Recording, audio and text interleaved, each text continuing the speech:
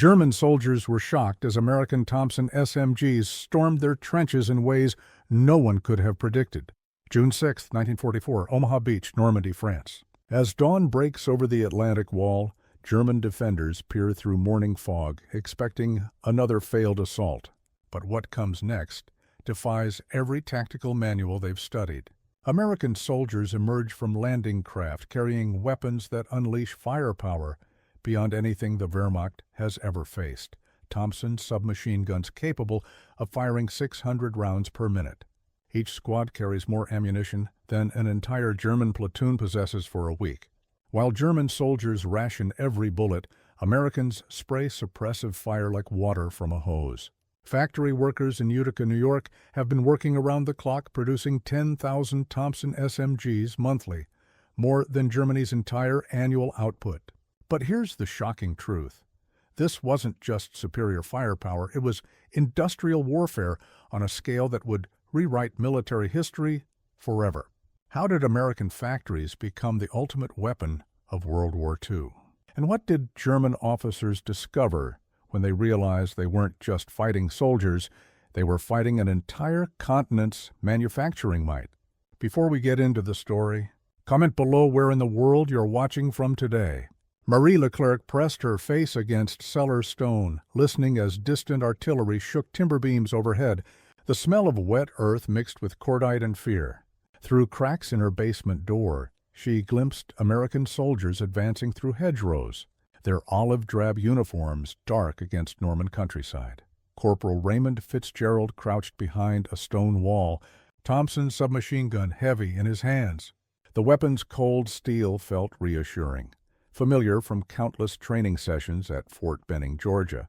Around him, soldiers from the 1st Infantry Division checked ammunition pouches, each man carrying 12 30-round magazines.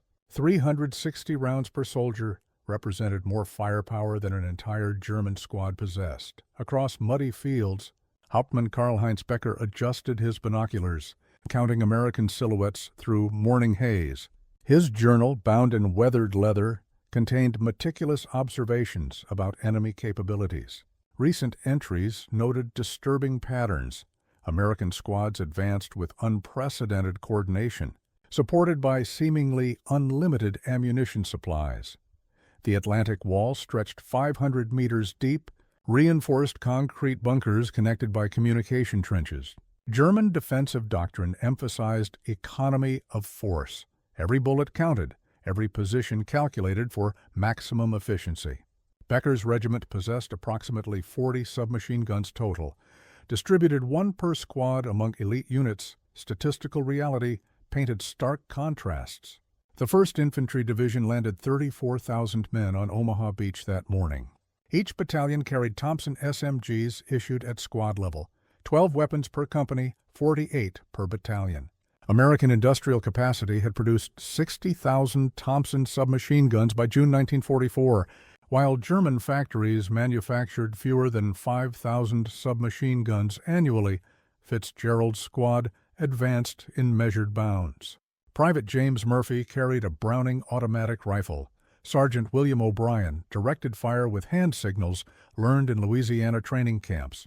The coordination reflected months of preparation backed by unlimited practice ammunition. American soldiers fired thousands of rounds during training, luxury impossible for German units rationing bullets. Thunder rolled across Norman fields as naval gunfire supported the advance. Shells whistled overhead, exploding against German positions with methodical precision.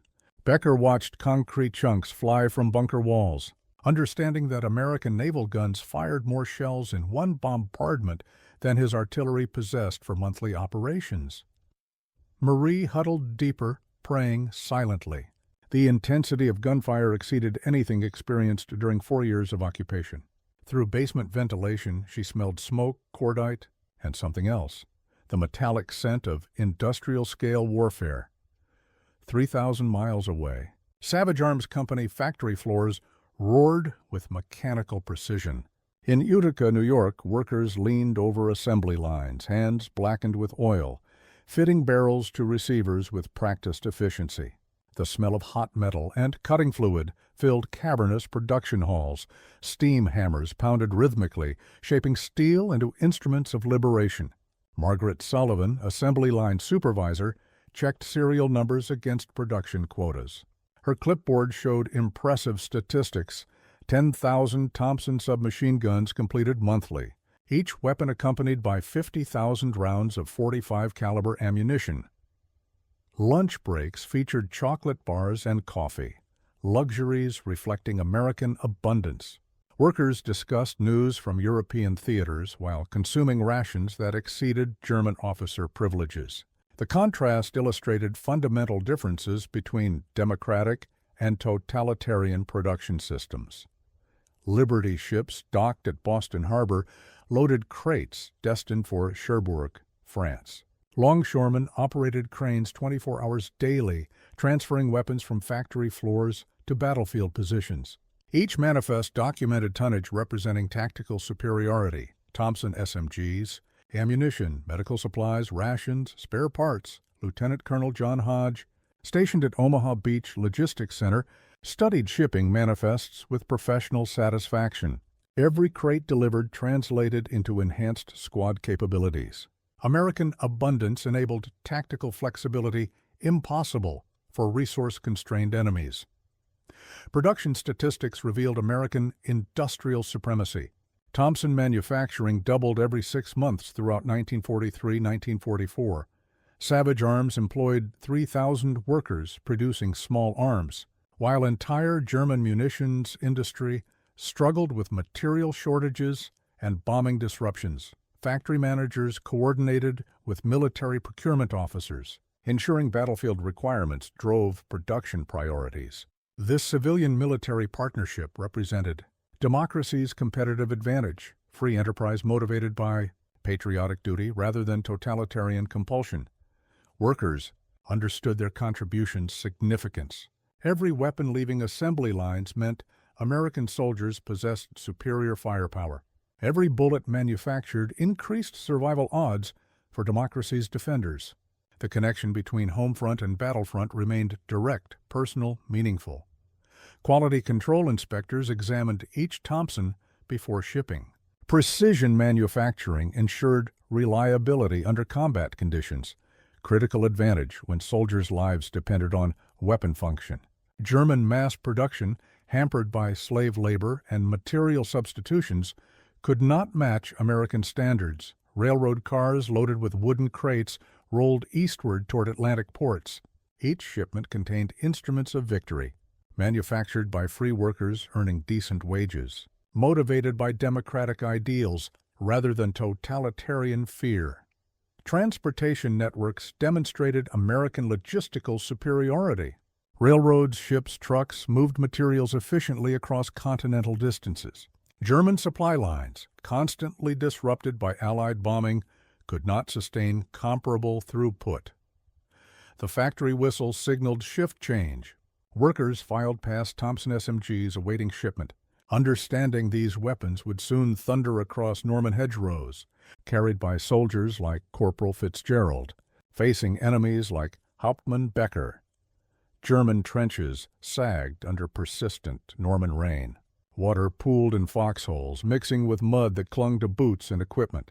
Hauptmann Becker inspected defensive positions, noting weak points where sandbags had deteriorated beyond effective protection. His soldiers rehearsed firing drills with ammunition carefully rationed.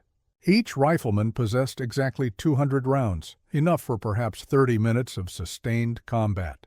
Squad automatic weapons received priority ammunition allocation, but even machine gun teams operated under strict conservation protocols. Morale wavered like morning mist. Letters from home described Allied bombing campaigns devastating German cities. Soldiers understood their families endured hardships while they defended Atlantic coastal positions with insufficient resources. The contrast with American abundance became increasingly apparent. Becker's journal contained disturbing observations. Enemy reconnaissance flights indicate massive buildup across English Channel. Intelligence reports suggest American industrial production exceeds our estimates by significant margins. Ammunition stockpiles appear unlimited based on observed training activities. German defensive doctrine emphasized prepared positions, interlocking fields of fire, careful resource management. Every bullet must count, every position calculated for maximum effectiveness. Officers like Becker understood mathematics of warfare, limited resources required perfect tactical execution. Soldiers maintained weapons with religious devotion. Mauser rifles represented German engineering excellence, but rate of fire limitations meant individual marksmanship became critical. Submachine guns remained scarce, perhaps one per squad among elite units, never enough for comprehensive squad-level firepower. Communication trenches connected strong points.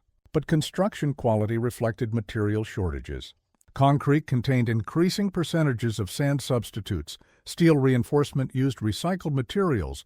Timber supports showed stress fractures. German engineering standards deteriorated under resource constraints. Intelligence briefings painted ominous pictures.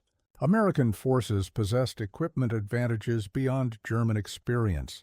Reports described squad-level automatic weapons, unlimited ammunition, coordinated artillery support, naval gunfire capabilities exceeding German coastal defenses. Weather added misery to inadequate conditions. June rains filled trenches faster than drainage systems could manage. Soldiers wrapped equipment in oiled cloth, trying to prevent moisture damage to precious rifles and limited ammunition supplies. Civilian populations behind German lines reflected growing desperation. French collaborators provided intelligence about American preparations, but reports consistently emphasized overwhelming material superiority. Local resistance networks sabotaged German communications, further isolating defensive positions. Becker studied maps showing American positions across English Channel. Each pin represented enemy units equipped with industrial-scale firepower. German defenders faced mathematical impossibility, limited resources against unlimited American production capacity. The horizon remained empty, but radio intercepts suggested massive invasion preparations.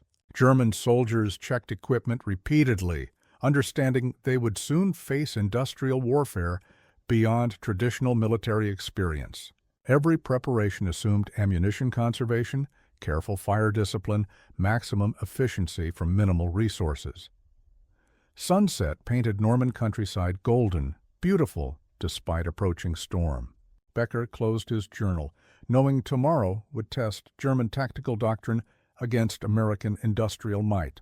The outcome seemed predetermined by production statistics rather than soldier courage. Thompson submachine guns erupted across hedgerows like mechanical thunder.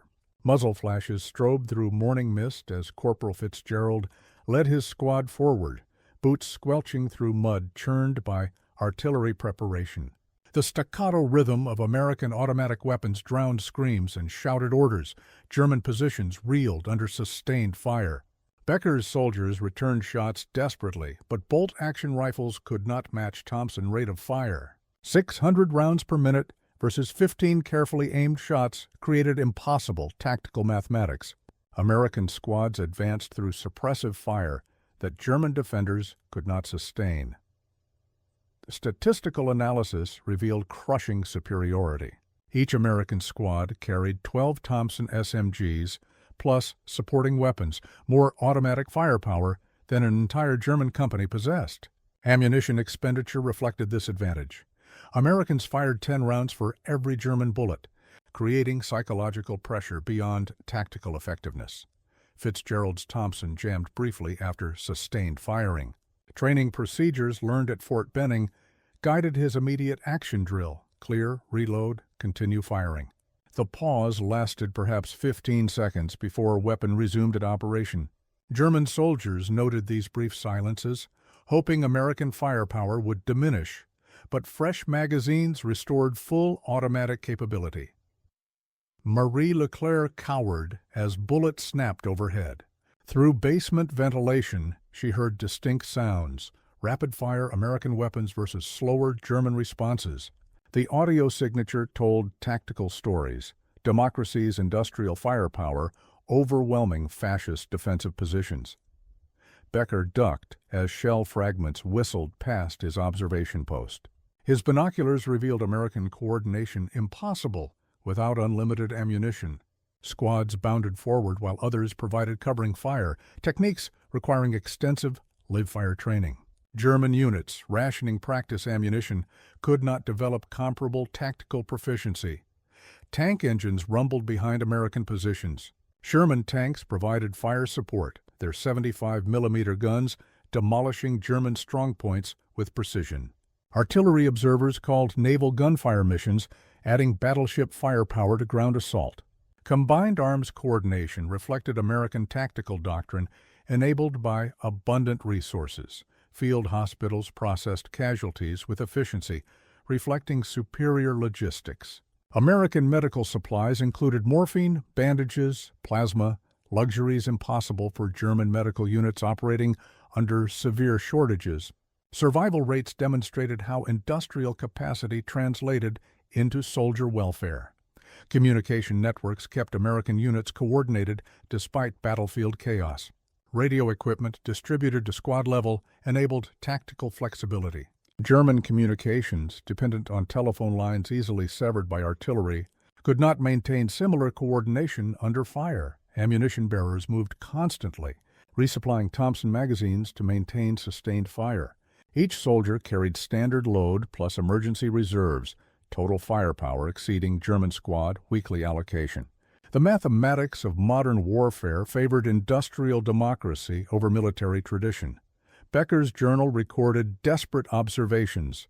American firepower exceeds all previous estimates. Individual soldiers carry more ammunition than our squads possess. Defensive positions cannot withstand sustained automatic weapons, fire supported by unlimited artillery. The advance continued methodically. American industrial might, represented by Thompson SMGs and supporting weapons, demonstrated how democratic production systems created insurmountable tactical advantages. German defenders faced not just enemy soldiers, but entire continental manufacturing capacity focused on military victory. Behind battle lines, American logistics networks hummed with industrial precision. Liberty ships approached Normandy beaches, loaded with crates containing instruments of victory. Each manifest documented democracy's productive superiority. Thompson SMGs, ammunition, rations, medical supplies, replacement equipment. Lieutenant Colonel Hodge supervised unloading operations, connecting American industrial output to battlefield requirements. Stevedores worked efficiently, transferring weapons from cargo holds to supply dumps. The tonnage represented mathematical certainty. American production exceeded German capacity by factors impossible to overcome through tactical skill alone.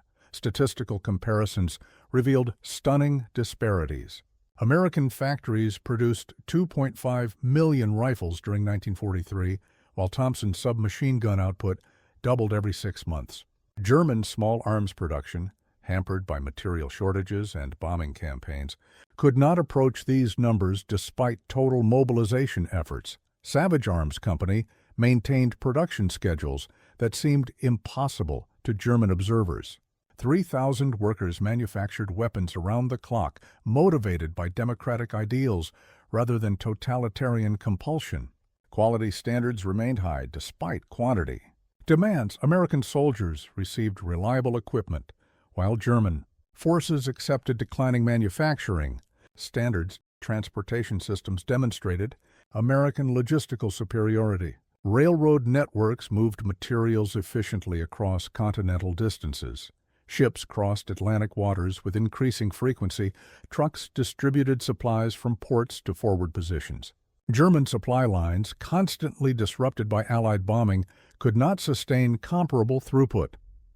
Workers at Utica factories understood their contributions' significance. Margaret Sullivan checked production quotas, knowing each Thompson SMG would soon engage German positions. Her clipboard showed monthly output exceeding a German annual production, statistical reality that predetermined battlefield outcomes. Procurement officers coordinated military requirements with civilian production. This partnership represented democracy's competitive advantage, free enterprise motivated by patriotic duty rather than totalitarian fear. German forced labor systems could not match American worker productivity or innovation. Shipping manifests documented abundance impossible under totalitarian systems. Chocolate bars, coffee, cigarettes accompanied military supplies, luxuries reflecting American industrial capacity. German soldiers, rationing basic necessities, could not comprehend enemy abundance, enabling both military effectiveness and personal comfort.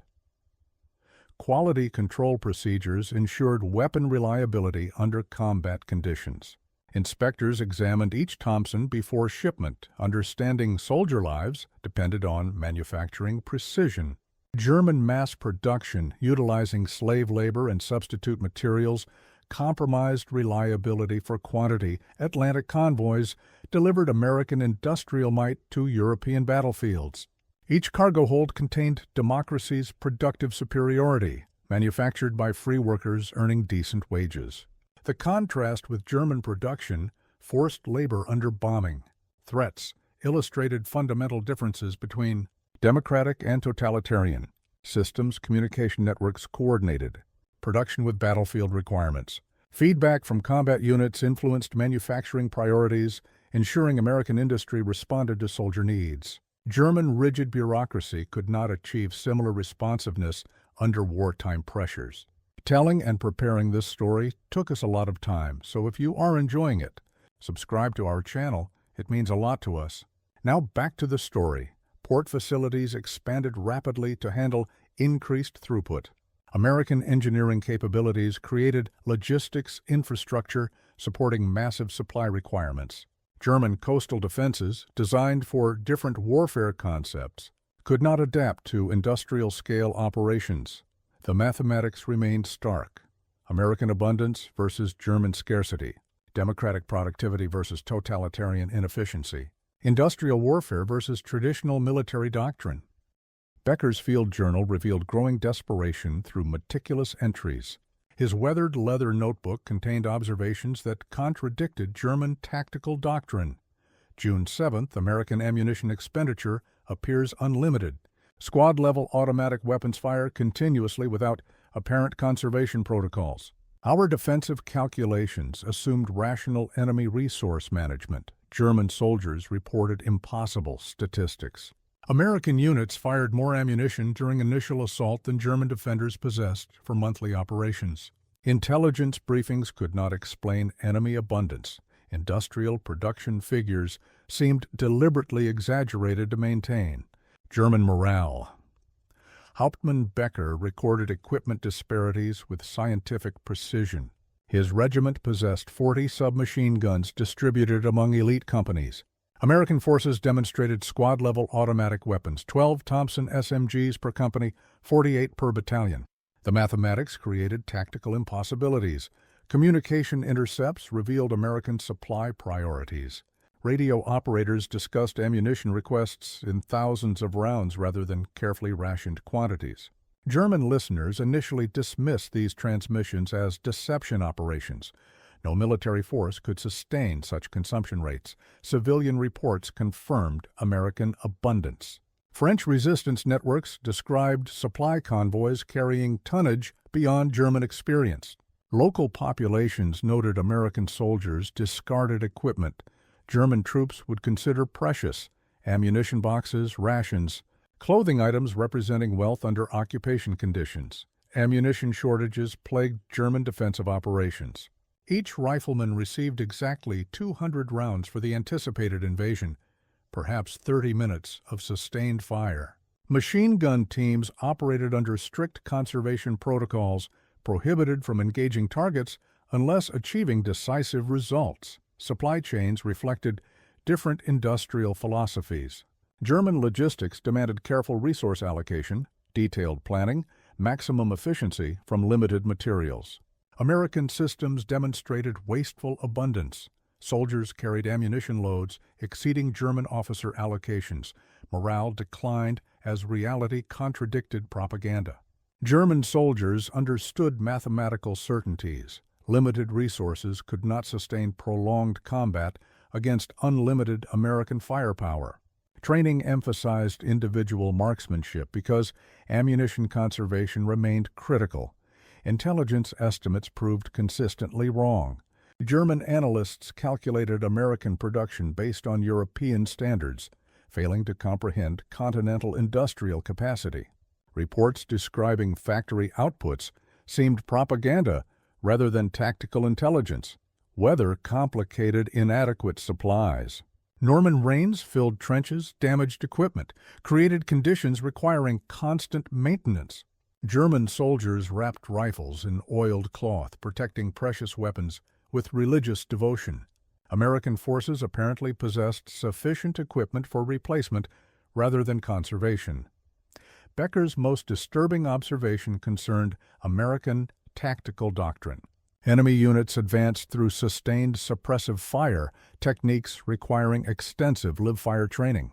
German forces, rationing practice ammunition, could not develop comparable proficiency. The journal's final entries before major engagement reflected resignation. We face not traditional military force, but industrial civilization focused on warfare. Our tactical excellence cannot overcome their material abundance. Defensive preparations complete, but mathematical disadvantages remain insurmountable. American artillery preparation reached crescendo as dawn light strengthened over Normandy beaches. Naval gunfire from offshore battleships added thunderous bass notes to the symphony of industrial firepower. Each shell represented American productive capacity, unlimited ammunition supplies enabling sustained bombardment impossible for resource-constrained enemies. Fitzgerald's squad exploited artillery effects, advancing through smoke and debris created by coordinated fire support. Tank destroyers provided overwatch, their guns ready to engage German strongpoints that survived preliminary bombardment. The coordination reflected tactical doctrine enabled by abundant resources. Sherman tanks rolled forward, tracks churning mud into spray patterns that coated everything nearby. Their 75mm guns fired high explosive rounds at German positions, each shot backed by ammunition supplies that seemed unlimited compared to German shortages. Field hospitals demonstrated American logistical superiority through medical supplies impossible under German conditions. Plasma, morphine, sterile bandages, surgical instruments reflected industrial capacity devoted to soldier welfare. Survival rates exceeded German experience by significant margins. Medical corpsmen processed casualties with efficiency reflecting superior training and equipment. Each aid station possessed supplies equivalent to German field hospitals, medical abundance that translated into life-saving capabilities. Soldiers understood American industrial might, protected them beyond battlefield firepower. Statistical analysis revealed crushing advantages. American artillery fired more shells during preliminary bombardment than German defenders possessed for counter-battery missions. The disparity reflected fundamental differences between democratic abundance and totalitarian scarcity. Combat engineers cleared obstacles with equipment demonstrating American innovation. Bangalore torpedoes, demolition charges, specialized tools enabled rapid obstacle clearance. German defensive positions constructed assuming limited enemy capabilities could not withstand industrial-scale engineering solutions. Communication networks maintained coordination despite battlefield chaos.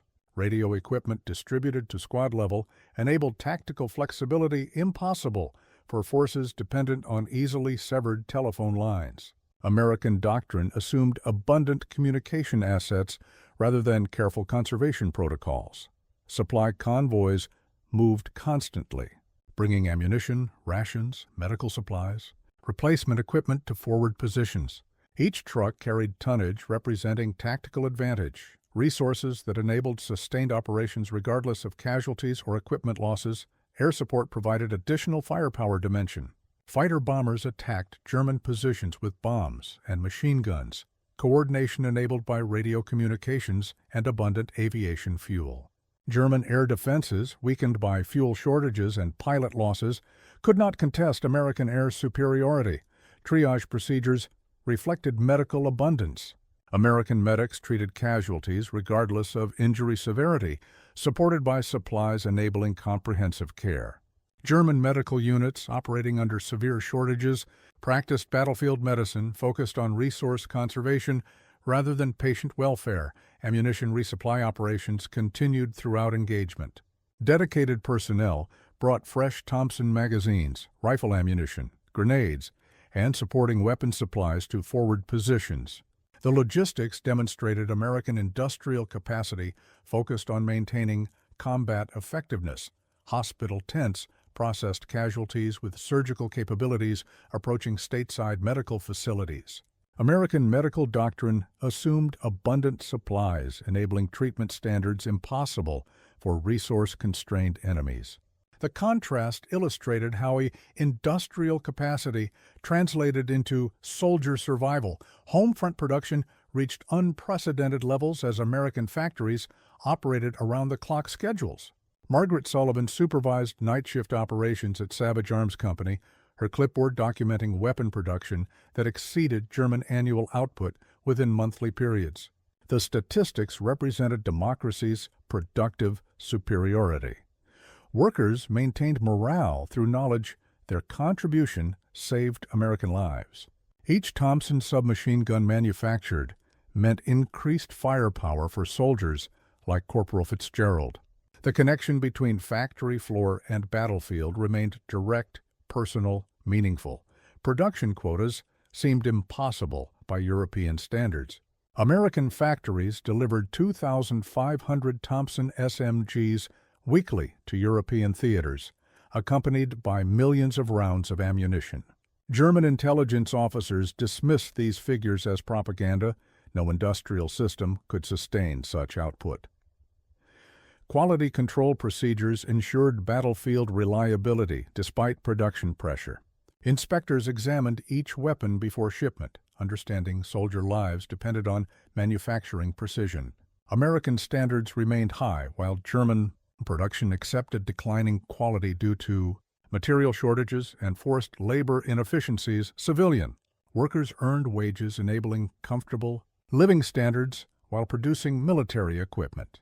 The contrast with German forced labor illustrated fundamental differences between democratic and totalitarian production systems. American workers contributed voluntarily, motivated by patriotic duty rather than coercive threats.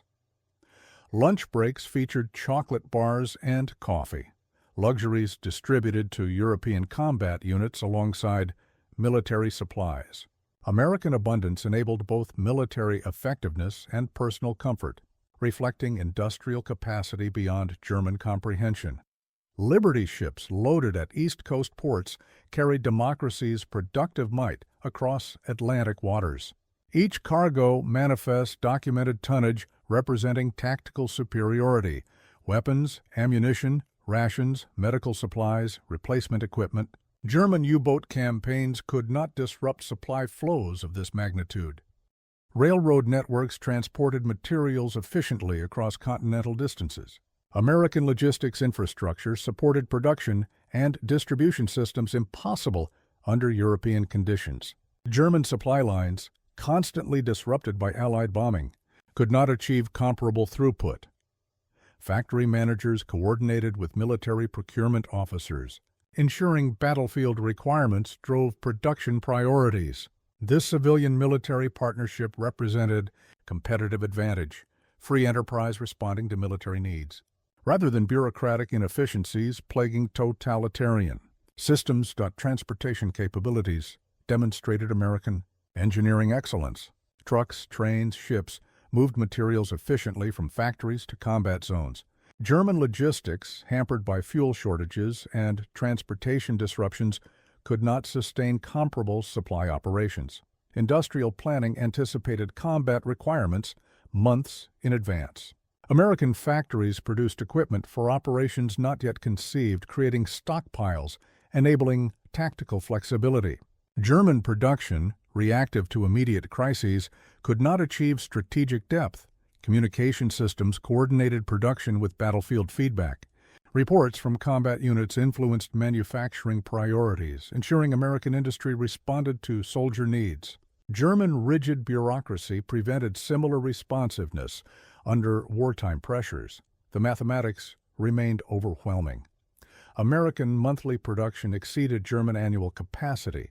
Democratic systems outproduced totalitarian alternatives. Industrial abundance enabled tactical superiority impossible through military skill alone. German defensive positions crumbled under sustained American firepower. Becker ordered withdrawal after realizing his regiment could not sustain casualties inflicted by unlimited enemy ammunition supplies.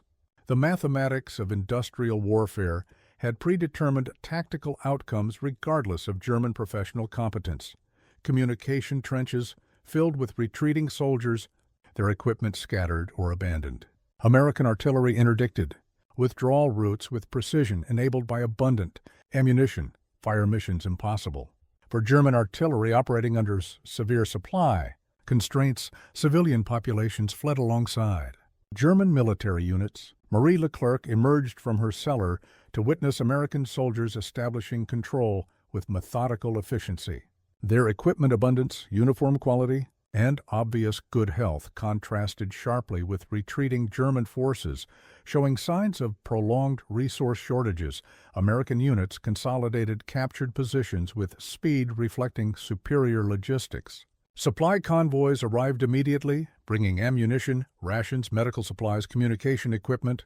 German defenders had never experienced such rapid resupply capabilities during their own offensive operations.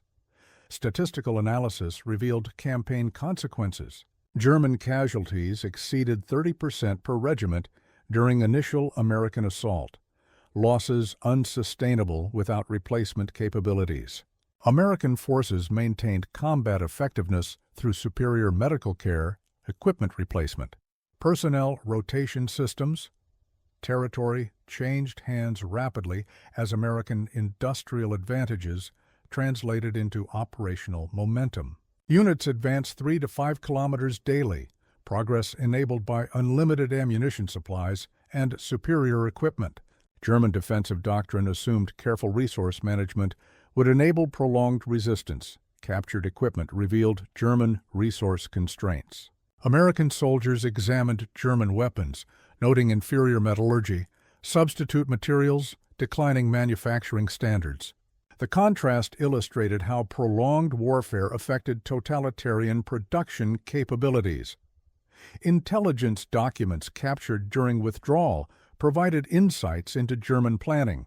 Staff officers had calculated defensive operations based on assumptions about American resource limitations. Reality exceeded German estimates by factors that made tactical planning irrelevant. Refugee columns mixed with military withdrawals, creating humanitarian crises beyond German capabilities to address. American forces provided medical care and supplies to civilian populations, demonstrating how industrial abundance enabled both military victory and humanitarian assistance. Communication intercepts revealed German command confusion. Orders contradicted previous instructions. Supply requests exceeded available resources. Unit positions remained uncertain due to communication breakdowns. American systems maintained coordination despite operational tempo. Air power dominated retreating columns. Fighter bombers attacking with bombs and machine guns, while German air defenses remained ineffective. Fuel shortages and pilot losses had eliminated German air capabilities, leaving ground forces vulnerable to unopposed American air attacks. Supply dumps, abandoned during withdrawal, revealed German shortages. American soldiers discovered ammunition stockpiles representing perhaps one day's consumption for comparable American units. Medical supplies, rations, equipment reflected scarcity unimaginable under American abundance. The cascade effect became evident. Industrial superiority enabled tactical victory. Tactical victory created operational advantage. Operational advantage produced strategic dominance. German military professionalism could not overcome American productive capacity focused on warfare. Lieutenant Colonel Hodge analyzed battle statistics with professional satisfaction. His reports connected American industrial output to battlefield dominance. demonstrating how democratic production systems created insurmountable tactical advantages. The mathematics told stories of inevitable victory. Thompson submachine gun effectiveness exceeded design specifications. American squads equipped with 12 automatic weapons each generated firepower densities impossible for German defenders to counter. Rate of fire advantages 600 rounds per minute versus 15 carefully aimed shots created tactical situations beyond traditional military doctrine. Intelligence assessments revealed German equipment shortages. Captured documents showed ammunition allocations representing perhaps 10% of American squad loads. German soldiers conserved bullets, while Americans employed suppressive fire as standard tactical procedure. Production comparisons illustrated democratic superiority. American factories manufactured 60,000 Thompson SMGs by June 1944, while German submachine gun output remained below 5,000 annually. The disparity reflected fundamental differences between free enterprise and totalitarian industrial systems. Supply chain analysis demonstrated American logistical excellence. Transportation networks moved 40,000 tons daily from American ports to combat zones. German logistics, disrupted by Allied bombing and fuel shortages, could not sustain comparable throughput despite total mobilization efforts. Quality standards maintained American equipment reliability despite production pressure. Manufacturing inspections ensured weapon function under combat conditions, critical advantage when soldier lives depended on equipment performance. German production, utilizing forced labor and substitute materials, compromised reliability for quantity. Ammunition consumption patterns revealed tactical doctrine differences. American units fired 10 rounds for every German bullet, enabling suppressive fire techniques impossible under resource constraints. The abundance reflected industrial capacity devoted to soldier effectiveness rather than resource conservation.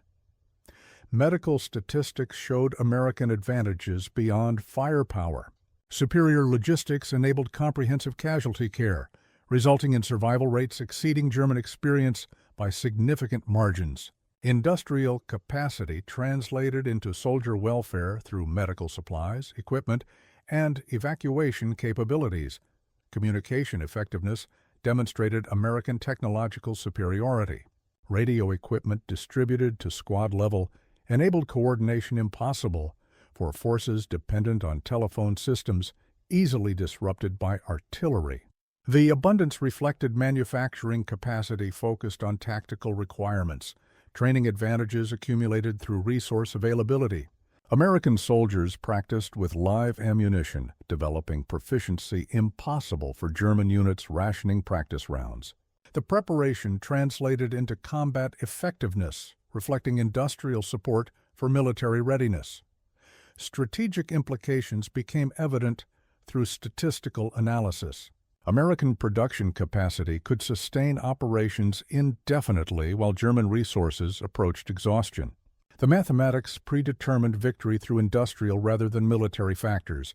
Hodge's final assessment connected factory floors to battlefield outcomes. American democracy's productive superiority had created tactical advantages impossible to overcome through professional military skill.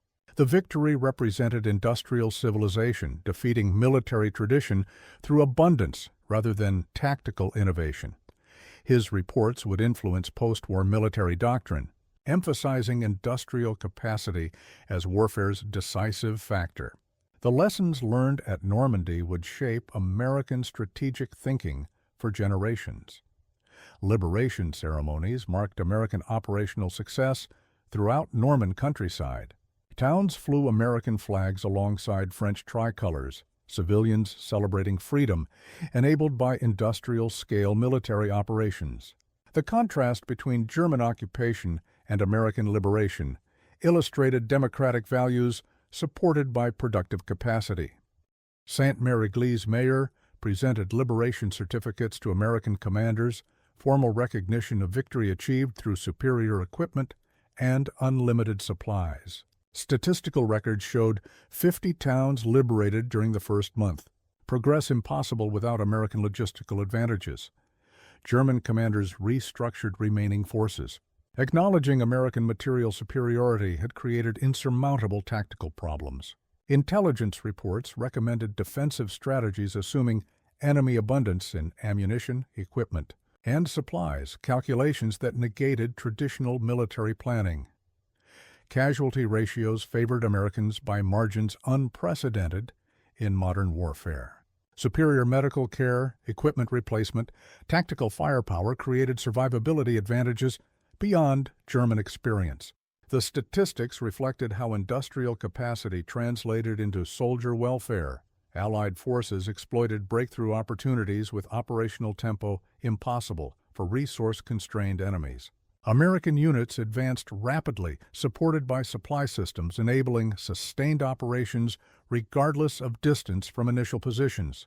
German forces could not match this capability. Refugee populations returned to liberated areas, supported by American humanitarian assistance. Medical supplies, food rations, reconstruction materials demonstrated how industrial abundance enabled both military victory and civilian relief. German occupation had provided none of these capabilities. Communication networks maintained coordination despite expanding operational areas. American radio equipment enabled command and control impossible for forces dependent on telephone systems requiring fixed infrastructure. The technological advantages reflected manufacturing capacity focused on military requirements. Reconstruction efforts began immediately in liberated territories. American engineering capabilities created infrastructure supporting expanded operations, while German forces retreated through damaged supply lines. The contrast illustrated competitive advantages between democratic and totalitarian systems. Air superiority enabled American forces to operate without fear of enemy air attacks. German air defenses, weakened by fuel shortages and pilot losses, could not contest American air operations. This advantage reflected industrial capacity supporting aviation requirements. Logistics networks expanded with operational success. Supply convoys followed advancing units, bringing ammunition, rations, medical supplies, replacement equipment to forward positions. German retreating forces abandoned equipment due to fuel shortages and transportation inadequacies. Intelligence assessments confirmed German resource exhaustion. Captured documents revealed ammunition shortages, fuel limitations, equipment deficiencies that prevented effective defensive operations. American abundance had created tactical situations impossible for enemies to counter. Historical analysis would later confirm the significance of industrial warfare principles demonstrated at Normandy. American victory resulted from productive capacity rather than military innovation, establishing precedents for modern warfare doctrine. The liberation represented democratic values supported by industrial capability, demonstrating how free societies could generate military advantages through economic systems rather than martial traditions. Memorial services honored American sacrifice while celebrating industrial victory. Veterans gathered at ceremonies recognizing both soldier courage and home front contributions. The connection between factory workers and combat soldiers remained central to American military success. Fitzgerald wrote letters home describing liberation operations, crediting American equipment superiority for squad survival rates. His Thompson SMG, serial number 447892, had performed reliably throughout Normandy campaign, reflecting manufacturing quality standards maintained despite production pressure. Factory workers returned to peacetime production, their wartime contribution recognized through veteran appreciation programs. Margaret Sullivan received commendations for supervising weapon production that enabled American tactical advantages. The recognition connected civilian efforts to military victory. Production statistics entered historical records documenting American industrial supremacy. Thompson SMG output, ammunition production, logistics throughput represented quantifiable advantages that predetermined battlefield outcomes. The numbers told stories of democratic systems outproducing totalitarian alternatives. Veterans Administration programs supported returning soldiers, funded through industrial prosperity generated by wartime production. Medical care, education benefits, housing assistance reflected how democratic abundance continued supporting military personnel beyond active service. German veterans received no comparable assistance. Memorial plaques honored industrial workers alongside combat soldiers, recognizing civilian contributions to military victory. The dedications acknowledged that American success resulted from coordination between home front, production, and battlefield application, rather than military factors alone. Reconstruction efforts in Europe utilized American industrial capacity for peaceful purposes. Marshall Plan assistance demonstrated how democratic production systems could support recovery rather than destruction. The contrast with German wartime production, focused entirely on military requirements, illustrated fundamental philosophical differences. Military doctrine incorporated lessons learned about industrial warfare. American planning emphasized productive capacity as warfare's decisive factor, understanding that economic systems determined military capability more than traditional factors like tactics or leadership. Educational programs taught industrial mobilization principles to future military leaders. Staff colleges analyzed Normandy campaigns, emphasizing how American abundance in equipment, ammunition, and supplies created tactical advantages impossible to achieve through military skill alone. Historical preservation efforts maintained weapons and equipment, demonstrating American industrial contributions. Museums displayed Thompson SMGs, production records, logistics documentation, showing how democratic systems generated military superiority through economic, rather than martial factors. Post-war prosperity reflected wartime production capabilities redirected toward civilian purposes. American factories that manufactured military equipment transitioned to consumer goods, demonstrating industrial flexibility impossible under totalitarian systems focused solely on military production. The legacy continued through American technological leadership, economic prosperity, and military capability based on industrial rather than traditional military foundations. Normandy victories had established precedents connecting democratic values to productive superiority. Future generations would inherit this legacy, understanding that American strength derived from economic systems, supporting both military effectiveness and civilian prosperity rather than martial. Traditions emphasizing military factors alone. If you enjoyed the story I hand-picked this next story that you will enjoy, please don't miss this one. Click here to watch it.